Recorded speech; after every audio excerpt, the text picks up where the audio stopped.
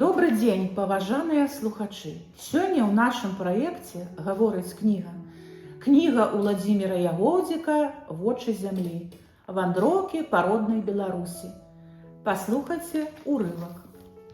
На Слонімшчыне ўжо некалькі стагоддзяў існуе славуты Жыровіцкі манастыр.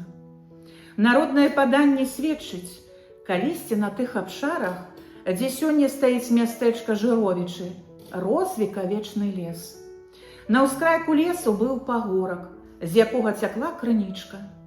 Летнім днём, каб спатоліць смагу, пастушкі прыгналі сюды статак і заўважылі дзівоснае святло.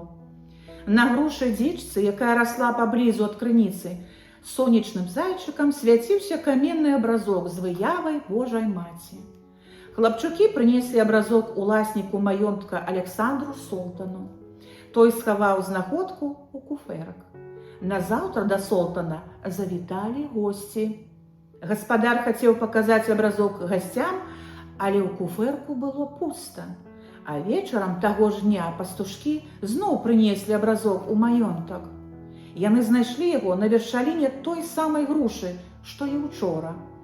Уражаны цудам, Солтан загадаў пабудаваць над крыніцай царкву. Цудадзейны выток па сённяшні дзень імкне пад алтаром Успенскага сабора. Зблізку і здалёку ў Жыровічы спяшаюцца людзі, каб падмацаваць стомленую жыццёвымі нягодамі душу і хворае цела.